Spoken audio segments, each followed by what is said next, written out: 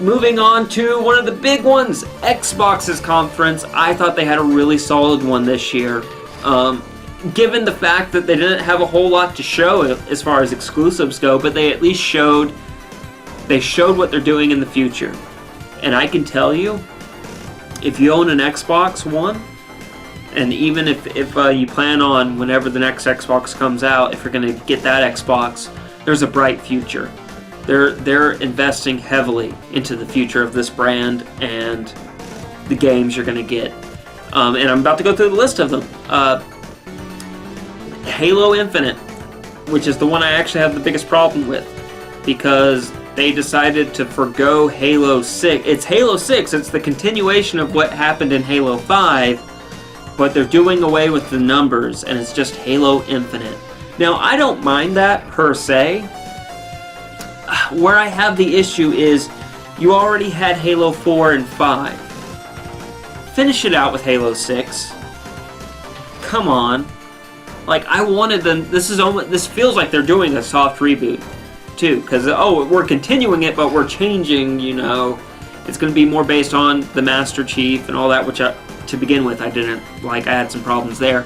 But yeah... Halo Infinite, it's just like... I wish they would have done this after. It's just like, close out the story. Close out, you know, like, you left us on a cliffhanger with Halo 5... Just do Halo 6, close out that story arc with those characters, and then you do your soft reboot.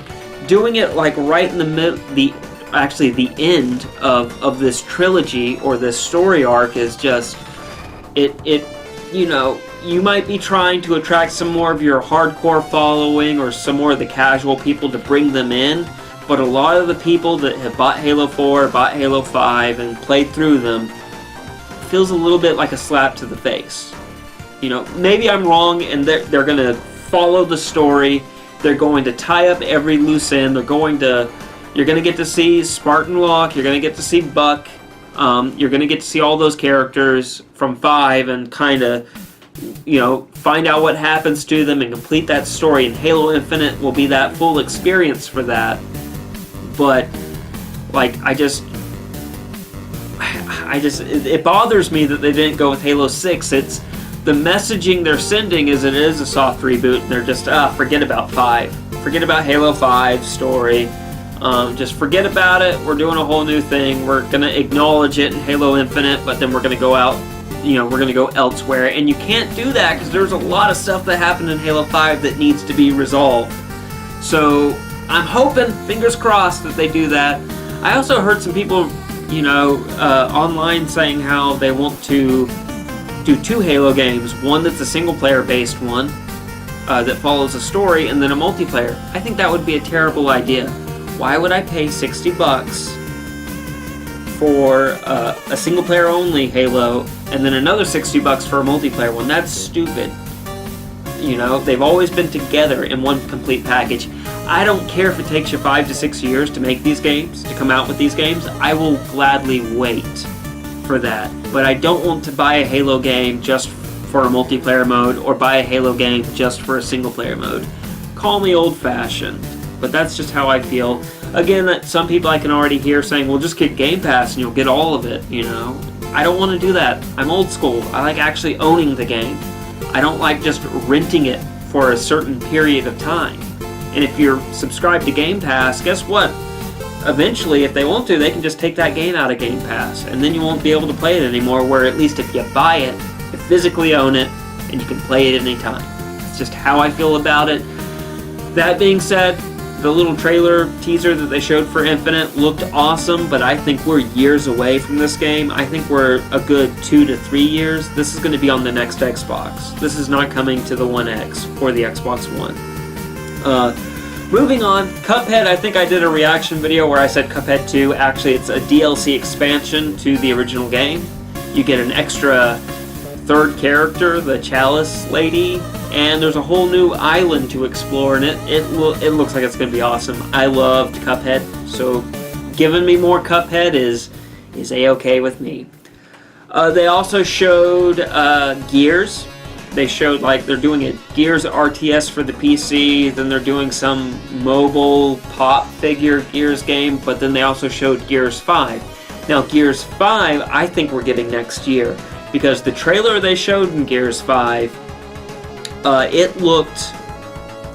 was gameplay elements to it. That game looks put together. Where Halo Infinite was just like a little teaser, a little trailer, and there was like no gameplay in it. Gears 5, I could tell, it's like, okay, there's gameplay here. This game is probably coming close to being completed. By close, I mean, like, we're getting a 2019 release. Probably the end of 2019 for Gears 5. So that's cool. So we're definitely getting a Gears 5. I enjoyed 4 for the most part. There were some parts about it that I didn't like. I felt like they played it too safe, but maybe they just had to do that to prove that they could handle the series. And the way they talked about Gears 5, they're going to take some chances with this installment and have a big like open world, I believe, is what the main Gears guy said, the Gears developer dude. So awesome. I'm looking forward to that. Crackdown 3, obviously delayed to the beginning of next year, and honestly, that's the kiss of death for me. I'm done. I've been waiting on this game for like years. I mean, I'll probably get it, I'll probably play it, but like I have zero interest in this title now. Like it just seems like a given. It's gonna get delayed. It just, like I was mildly interested in it. They showed some gameplay, looks decent, but nothing that blew me away. You know, sorry to anyone who's really excited for this, but I'm done with this game. I'm done seeing it, I'm done hearing about it, I'm done being told every year that it's been delayed. Just done. Of course, they showed a bunch of other stuff. They actually showed quite a few third-party stuff, like Fallout 76, Kingdom Hearts 3, which is coming to Xbox, Jump Force, which is like a Smash Brothers mashup of anime characters, or it's like Smash Brothers where it's a mashup of a bunch of characters, but it's definitely going to be like Goku, Naruto, and the One Piece guy. They were all fighting Frieza. And the Death Note guy was in there too. So it looks like it's going to be a big anime mashup. Cool. I'm sure people will love that. Microsoft also announced that they have 5 new studios. Gallagher is leading one. They got Undead Labs. They bought them from, the State of Decay people. They got Ninja Theory, which was Hellblade. I believe that's the last one, or the most recent one they made. Playground Games, which does the Forza Horizon games. And I can't remember the 5th one. Compulsion. They're doing We Happy Few. So they were showing that they're heavily investing in the future. They also mentioned that they're investing in future hardware and consoles. He used plural. He didn't say one, but he said consoles. So yeah, all in all, pretty much they showed a game we're getting next year, Gears 5. They didn't show a whole lot of exclusives coming out this year, so that's bad, but still, the multi-plats are going to play the best on Xbox. So really, they're going with, we have the most powerful console, your multi-plats are going to play the best, and get ready because starting next year, exclusives. You got Gears 5 coming out next year, they got those 5 studios. Now, I'm not saying there's going to be a huge influx of exclusive titles coming out next year, but I'm saying this point forward, get ready. They're heavily investing in hardware and first-party studios. So I think they're positioning themselves to come out swinging when the new Xbox drops. When that new Xbox comes out, the next Xbox or Xbox 2, they're going to have a Halo game launch with it.